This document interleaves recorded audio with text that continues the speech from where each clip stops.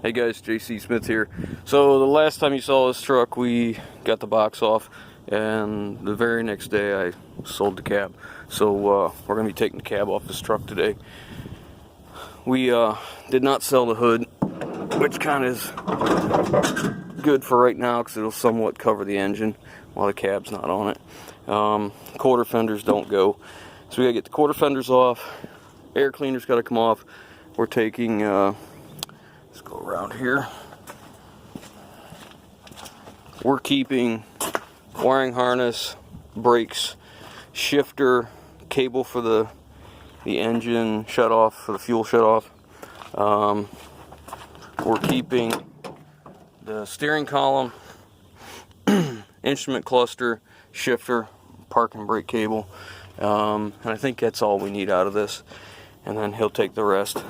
This guy that bought it has a rollback that the cab is falling in on itself. I showed him all the rust spots on this one, and he's okay with it. Again, we got to take this off. So let's get to it. We're going to start with everything that we have to do outside because it's supposed to rain today, and I can't get it inside because the shop is, as usual, full of crap. So let's get going. We'll start with this stuff. Alright, we're making good progress. Got our electrical off. She's working on the booster now. We got one of the braces off, quarter fenders off. That quarter fender's off. Air filter's out of here, water bottle. A couple of the hose lines coming off here. So we got heater hoses next. We'll pinch these off so we don't make a huge mess of antifreeze. The AC is completely empty. We touched the Schrader, it's completely empty, so that shouldn't be a big deal. We'll take these two lines loose right here. Get the heater hoses off. I got one more brace here, crisscross brace, that holds the cooler pack.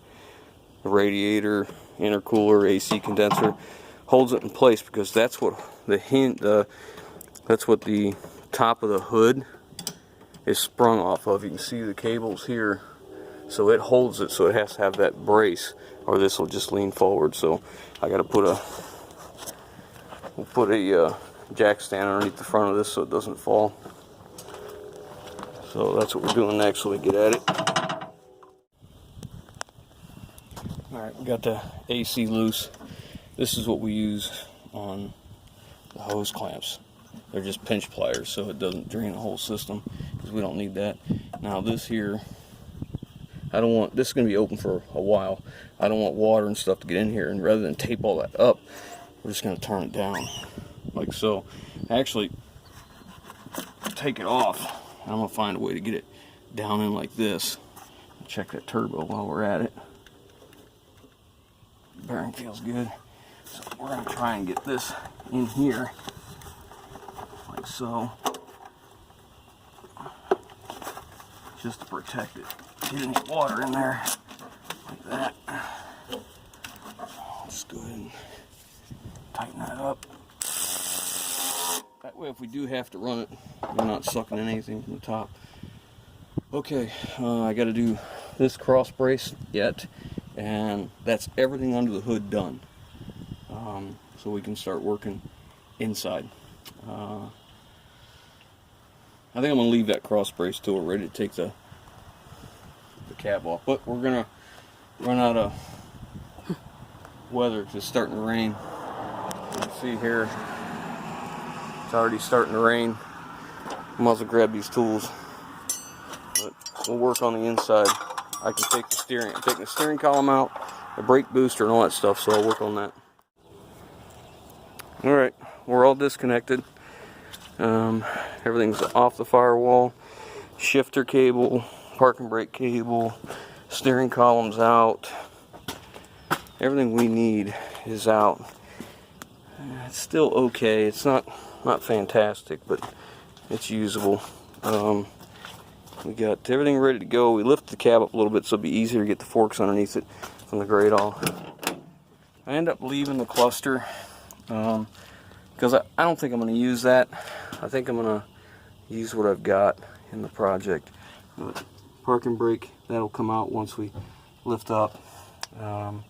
Pedals stay, steering column's out, so it's time to go get the grate all and lift it off.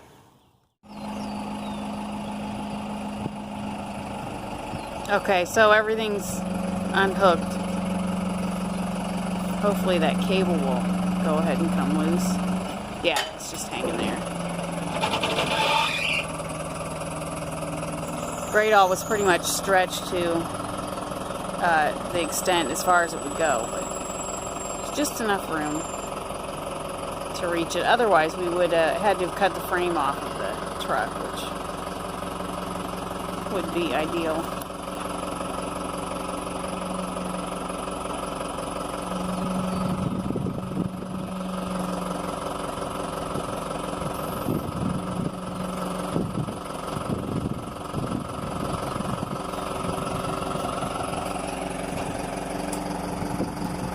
Hood still hooked on there. At least we can cover some of the motor with it.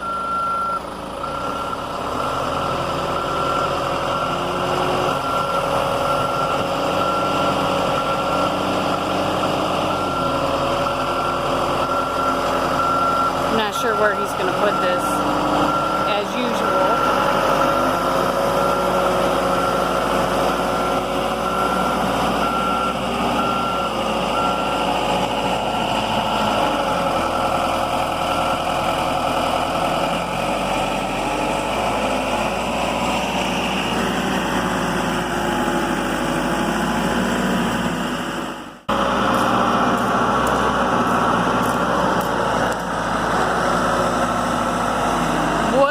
Blocks of wood?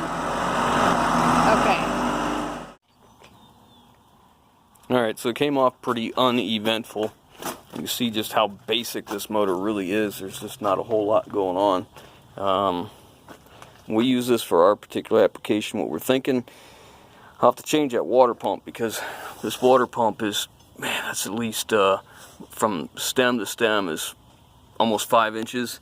And that balancer sticks way out there, and we don't need all these belts either.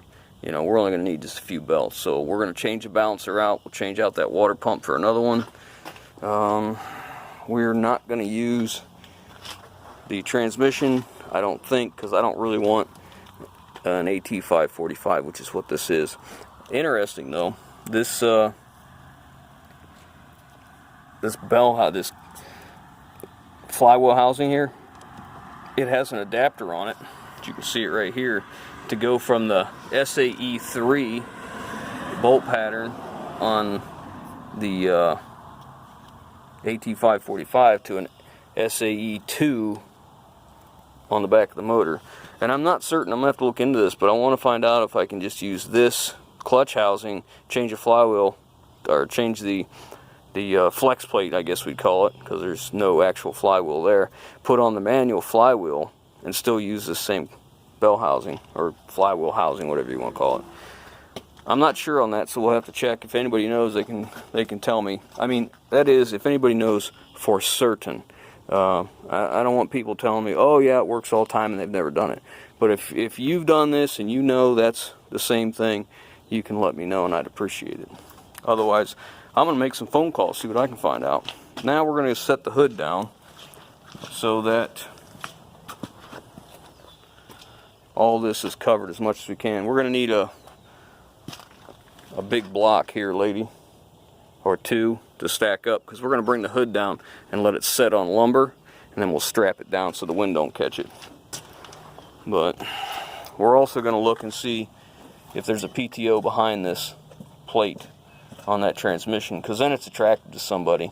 If there's no PTO back there, it's kind of worthless. Now again, this was changed out. This truck was a manual transmission, so I want to know, I want to find out if that's the same, if they had to change that or not. I'd like to bet they didn't. I'm hoping. That'd be really nice. But anyways, we'll show you how we're going to set this down. Alright, so we didn't need any blocking. It came down and set real nice, and it's not moving. All we're going to want to do is just keep the wind from blowing it around, you know. But anyways, that's it for this for right now. Next step is probably cutting the frame down taking the tanks off and getting this secondary frame off here. You can see now where it ended up. So we'll just unbolt all this stuff temporarily. I'll probably just do one side at a time. Just take all this stuff loose. I'll probably cut it here because I don't want to take all that loose at the same time.